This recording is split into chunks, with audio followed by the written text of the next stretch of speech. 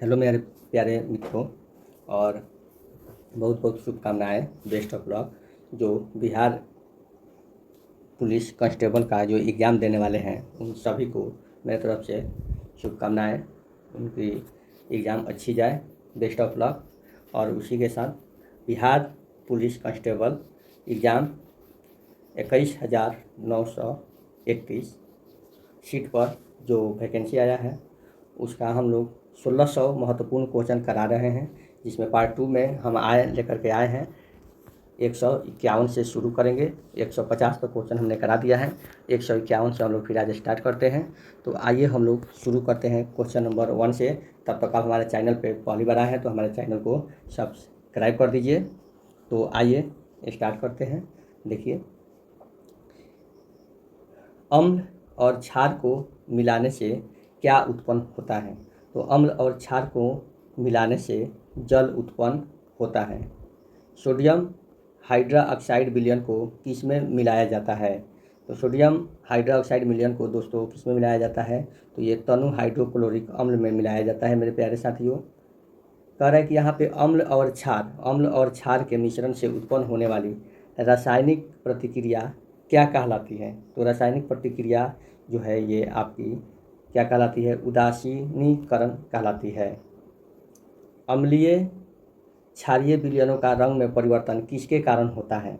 तो ये किसके कारण होता है मेरे प्यारे साथियों? तो ये होता है रासायनिक प्रतिक्रिया के कारण। अम्ल और बेस से आपसी मिलन प्रक्रिया को क्या कहते हैं? अम्ल और बेस के आपसी मिलन प्रक्रिया को क्या कहते हैं मेरे प्यारे साथियों?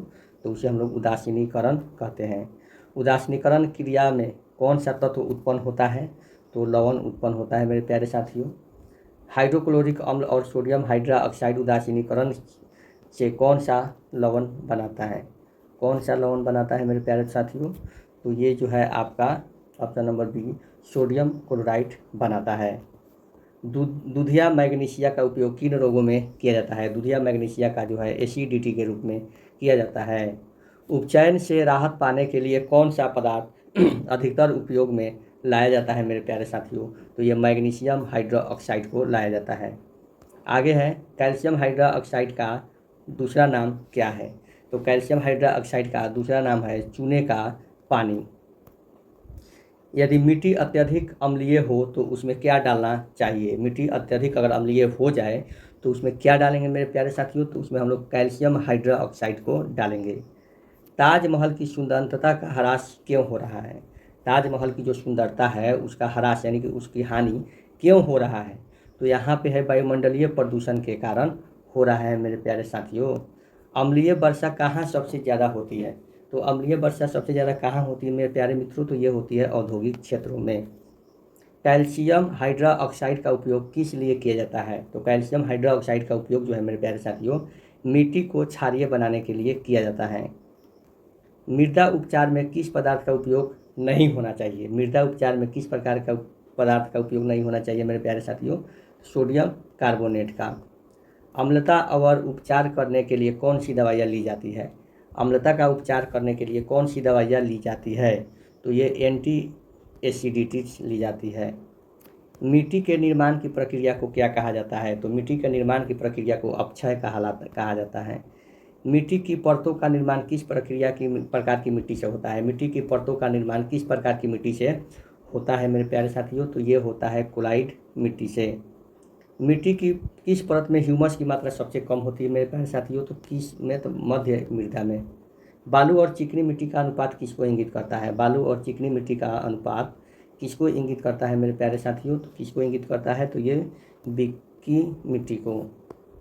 जब मिट्टी में बड़े कणों का अनुपात अधिक होता है तो उसे क्या कहा जाता है? बड़े कणों का अनुपात अधिक होता है तो उसे हम लोग क्या कहते हैं? बलुई मिट्टी कहते हैं। बलुई मिट्टी कहते हैं। यहाँ पे हम लोग का 70 का जो आंसर हो गया था, जो 70 का हम लोग आंसर था डुमटी मिट्टी हम लोग कहते हैं। 70 में जो क्या क्वेश्चन था, 70 में क्वेश्चन था बालू और चिकनी मिट्टी का अनुपात किसको इंगित करता है? तो ये डुमटी मिट्टी को इंगित करता है। ठीक है, 71 जो था हमारा बलुई मिट्टी जो हो गया था। अब आता है 72, खिलौने बर्तन एवं मूर्तियाँ बनाने के लिए कौन सी मिट्टी का प्रयोग होता है? तो कौन सी मिट्टी का प्रयोग होता है? तो ये बलुई चिकनी मिट्टी का प्रयोग होता है। जल की 3 अवस्थाएं क्या है? तो जल की 3 अवस्थाएं है ठोस, तरल और गैस। सुगठनीय पादप किस प्रकार बनते हैं मेरे प्यारे साथियों? तो ये सूक्ष्म जीवों द्वारा बनते हैं। किस प्रकार की मिट्टी में सबसे कम जल अवशोषण क्षमता होती है? किस प्रकार की मिट्टी में सबसे कम जल अवशोषण क्षमता होती है मेरे प्यारे साथियों? तो ये होती है बलुई मिट्टी में।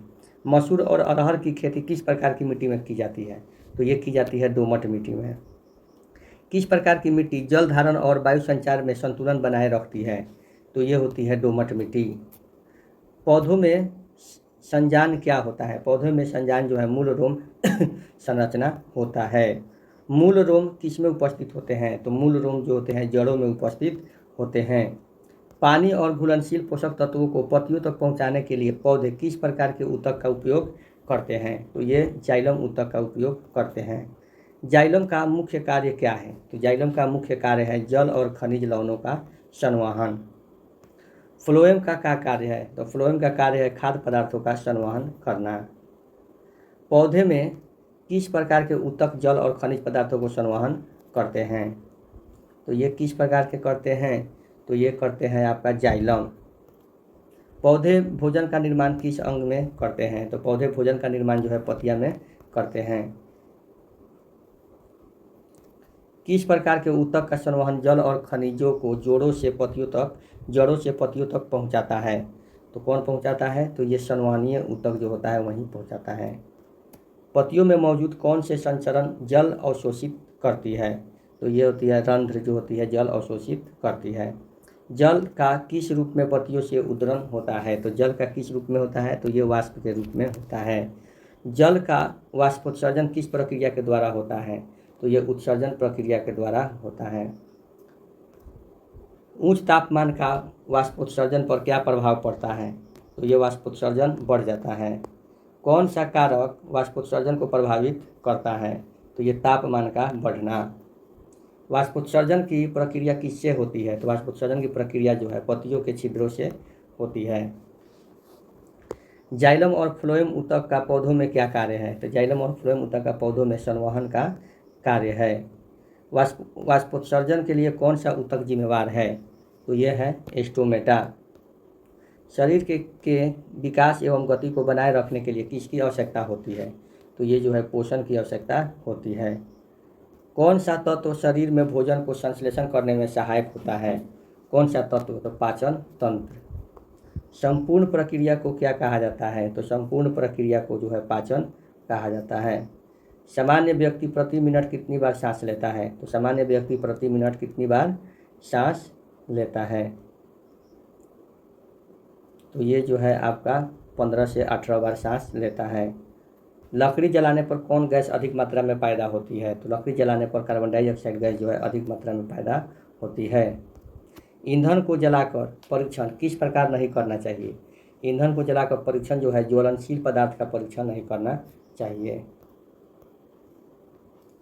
किस गैस की उपस्थिति में कार्बन का पूर्ण ऑक्सीकरण होता है? किस गैस की उपस्थिति में कार्बन का पूर्ण ऑक्सीकरण होता है? तो ऑक्सीजन की। ईंधन के ऊर्जा और प्रकाश उत्पन्न करने के लिए किस तत्व की आवश्यकता होती है? ईंधन के ऊर्जा और प्रकाश उत्पन्न करने के लिए किस तत्व की आवश्यकता होती है मेरे प्यारे साथियों? तो ये होती है कार्बन की होती है। आइए आगे चलते हैं। ईंधन मुख्य रूप से किन तत्वों के संयोजन से बनते हैं? तो ईंधन जो है आपका कार्बन और ऑक्सीजन के संयोजन से बनते हैं। ईंधन कहाँ से प्राप्त होते हैं? तो ईंधन जो है उपरोक्त सभी से प्राप्त होते हैं, वनस्पति और जीवाश्म, सिंथेटिक और रासायनिक से, प्राकृतिक संसाधन, ये सभी से होते हैं। ईंधन का वर्गीकरण किस आधार पर किया जाता है? तो ईंधन का वर्गीकरण जो है आपका उपरोक्त सभी के आधार पर किया जाता है। प्राथमिक ईंधन में से कौन सा नहीं है? तो प्राथमिक ईंधन में से कौन सा नहीं है? तो डीजल नहीं है। द्वितीयक ईंधन में कौन सा सम्मिलित है? तो द्वितीय ईंधन में जो है चारकोल जो है सम्मिलित है। भौतिक अवस्था के आधार पर ईंधन को कितने प्रकार में विभाजित किया गया है? तो कितने में विभाजित किया गया है? तो ये 3 में विभाजित किया गया है। ईंधन के किस प्रकार में पेट्रोलियम शामिल है? तो ईंधन के प्राथमिक ईंधन में पेट्रोलियम शामिल है। अगर किसी दुर्घटना में कोई व्यक्ति आग के चपेट में आ जाए तो उसे बचाने के लिए कंबल में लपेट दिया जाता है। ऐसा क्यों? कंबल में क्यों लपेट दिया जाता है? ताकि कंबल ऑक्सीजन की पूर्ति को रोक देता है। कभी कभी जंगलों में अपने आप आग लग जाती है, ऐसा कैसे होता है? तो ऐसा सूर्य की किरणों से सूखी पत्तियां जल उठती है। माचिस को जलाने के लिए उसे माचिस की डिब्बी से रगड़ा जाता है, ऐसा क्यों होता है? रगड़ से रासायनिक प्रतिक्रिया होती है। कोयला बनाने की प्रक्रिया में किस प्रकार का दबाव महत्वपूर्ण होता है? तो ये उच्च ताप और उच्च दाब दोनों। कोयले में से कौन से तत्व मुख्य रूप से पाए जाते हैं? कोयले में कौन से तत्व मुख्य रूप से पाए जाते हैं? तो ये होते हैं कार्बन। कोयले के बनने की प्रक्रिया को क्या कहते हैं? तो कोयले के बनने की प्रक्रिया को हम लोग क्या कहते हैं? तो हम लोग कहते हैं कार्बोनाइजेशन। पीट और लिग्नाइट अच्छे ईंधन क्यों नहीं होते हैं? पीट और लिग्नाइट अच्छे ईंधन इसलिए नहीं होते हैं क्योंकि वे जलने पर अधिक धुआं उत्पन्न करते हैं। कोयला वनस्पति के अवशेषों से बना है, अतः कोयले को क्या कहते हैं? तो कोयले को हम लोग जीवाश्म ईंधन कहते हैं। कोयला को गर्म करने पर कौन सी ऊर्जा उत्पन्न होती है? तो कोयला को गर्म करने पर थर्मल ऊर्जा उत्पन्न होती है। कोयले को वायु की अनुपस्थिति में गर्म करने से कौन सा उत्पाद प्राप्त होता है? तो ये कोक प्राप्त होता है।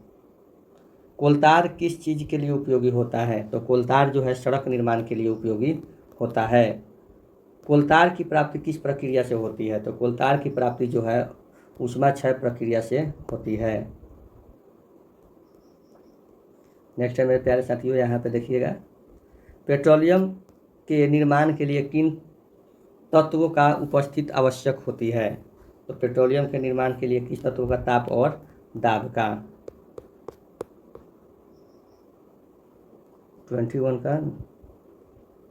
21 न है, ताप और दाब का। नेक्स्ट है, तेल और गैस की परत जल की परत से ऊपर क्यों होती है? तेल और गैस का कम घनत्व होता है। मिट्टी और रेत समुद्र की तली में किस कारण बैठ जाती है? तो मिट्टी और रेत जो है समुद्र की तली में गुरुत्वाकर्षण के कारण बैठ जाती है। कच्चे तेल को क्या कहते हैं? कच्चे तेल को हम लोग पेट्रोलियम कहते हैं। कच्चे तेल को क्या कहते हैं? पेट्रोलियम कहते हैं। पेट्रोलियम परिशोधन की प्रक्रिया में कौन कौन से संगठन होते हैं? तो ये होते हैं एलपीजी पेट्रोल, डीजल, केरोसिन दोनों। द्रव रूप में पेट्रोलियम गैस का उपयोग किसके लिए किया जाता है? द्रव रूप में पेट्रोलियम गैस का उपयोग जो है किसके लिए किया जाता है? तो ये गृह और उद्योग में ईंधन। पेट्रोलियम परिशोधन का अभ्यास किस विधि से होता है? तो ये होता है आपका आसवन विधि से। पैराफिन मोम का उपयोग निम्न प्रमुख उत्पादों में होता है, किस में होता है? तो ये उपयुक्त सभी में होता है। सीएनजी का पूर्ण रूप क्या है? तो सीएनजी का पूर्ण रूप है कंप्रेस्ड नेचुरल गैस। वायु प्रदूषण का मुख्य कारण क्या है? तो वायु प्रदूषण का मुख्य कारण है जीवाश्म ईंधन का जलना। कोयला से संबंधित कौन सा सत्य है? तो कोयला से संबंधित जो है आपका ऑप्शन नंबर डी तीनों सत्य है।